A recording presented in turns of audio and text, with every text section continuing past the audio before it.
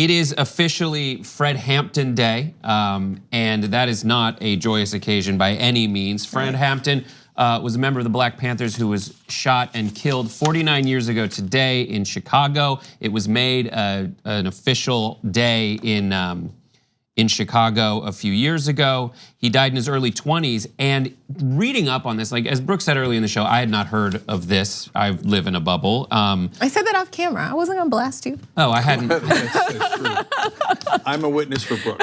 You can say it off camera. But I hadn't, she didn't say I live in a bubble. All right, but today is Fred Hampton Day.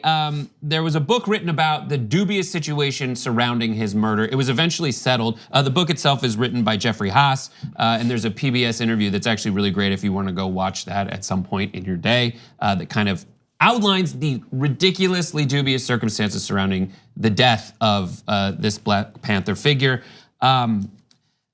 On the day of his death, the police raided where he was living. And this is the immediate story that the police provided upon the conclusion of the events, which was just a bloodbath.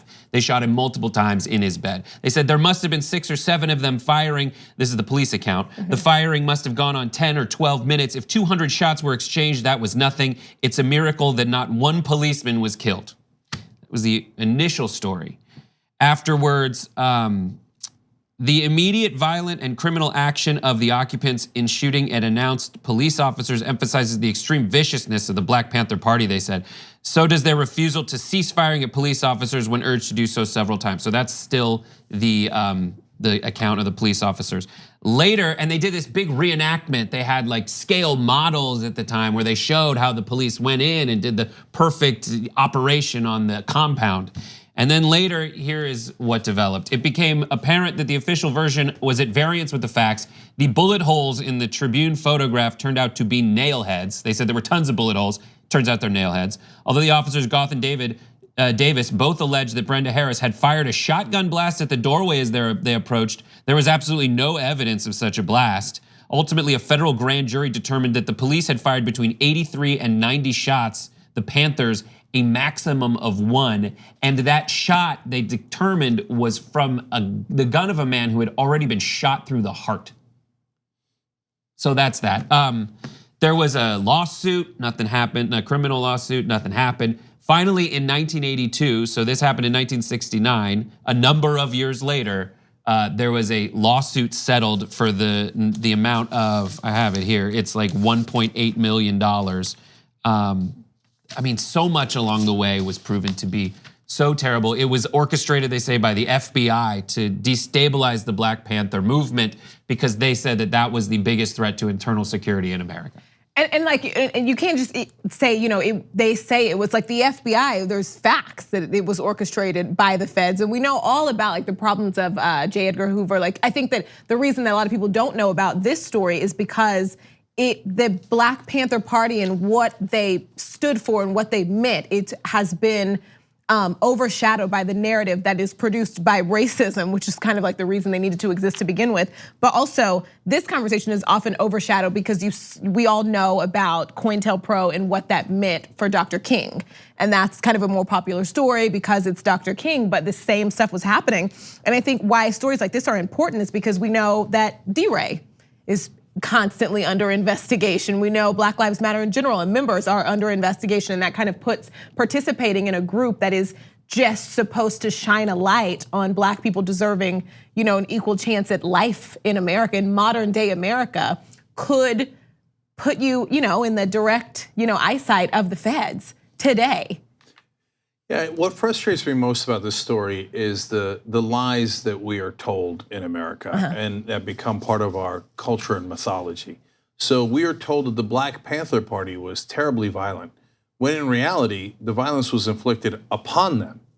They're not the ones who shot at cops. Cops are the ones who shot at them. They're not the ones who killed cops. Cops are the ones that killed them. So if you want to know which gang was the most violent, it was the Chicago Police Department. So not a lot has changed since then in that regard. The Chicago Police Department, still brutal, still under investigation, still charged with torturing detainees, making them disappear, etc. And so through all these years, little kids are taught to be afraid of things like the Black Panther Party that for black rights in this country. How are they taught that? They're taught that through the local news reports, through the media, through Fox News, and sometimes even in their textbooks, right? And I remember Martin Luther King saying, you know, we're willing to get arrested here, and we're willing to do what we call civil disobedience. But the reality is, he said, we are the ones following the law. They're the ones breaking the law. It is federal law that we're supposed to integrate, and they will not follow federal law, but we're the ones who get arrested, right? So all of the reality is turned on its head. And look at, and I emphasize this all the time, look at every stupid stereotype that we have been taught. Mexicans are lazy. Are you insane? Okay, oh, the people that are willing to do the farm work that no one else is willing to do because it is so incredibly hard and do it at such a low rate, they're the ones who are lazy? Native Americans are Indian givers. Are you kidding me? We violated every treaty we ever had with the Native Americans. We took back every single thing we ever gave to Native Americans, but they're the Indian givers. Everything is projection. Black people are violent. Are you kidding me? Who's the one that had slavery inflicted upon them? It makes it sound as if the blacks had enslaved the whites and that the blacks had terrorized the whites with lynchings and cross burnings and then police brutality for hundreds of years. No, it's the reverse. So no, I'm not a right winger. I don't believe in judging things, people based on their race. But if you were going to make asinine judgments like that, and you had to pick a race that is the most violent in America, that's a no-brainer. It's definitely white people. So that's not a question. So if you're offended by that, that's a sad day for you because that's a fact. It doesn't mean that whites are more violent by nature. Of course not. That's for the stupid people to believe, okay? But historically, if you're gonna do a stereotype about violent people in this country, it is definitely white people, okay? Now you should not hold that against them because we moved past it. Our Constitution even says that we are trying to be a more perfect union. But what I cannot abide by is holding it against black people to say they're the violent ones when they suffered terrorism at the hands of others throughout the history of this country, and in this case, an execution of one of their leaders. One last thing about this from me. You know that as a young guy, Fred Hampton was not a Black Panther. He actually was in Maywood, Illinois as a high school student, and he became a youth director of the NAACP. And he was an amazing organizer. He took a group that was 500 people and turned it into 27,000 people. He had all the potential in the world. You know what made him into a Black Panther? Police abuse. They constantly targeted him and they kept abusing him over and over again until he was like, all right, well then I'm gonna fight in another way. He was in favor of nonviolence and integration. And then after all the police abuse, he became a Black Panther, and for that, they executed him. And so that's why today is Fred Hampton Day.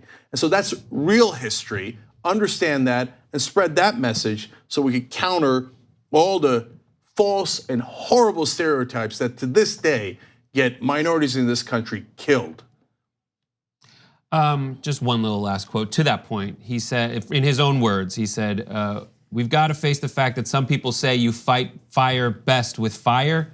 We say you put out fire best with water. We say you don't fight racism with racism. We're gonna fight racism with solidarity. And if you read the communique from J. Edgar Hoover on how to handle the threat of Black Panthers in America, he said, prevent the coalition of militant Black nationalist groups.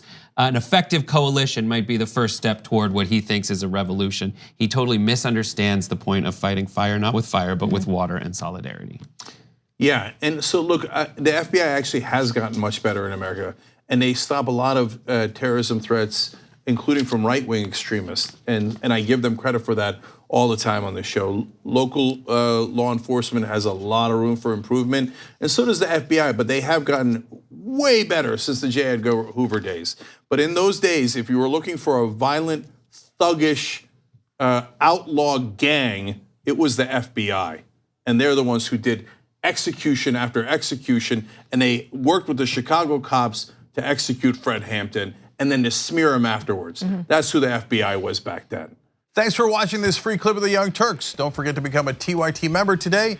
For more exclusive content, join now at tyt.com/join.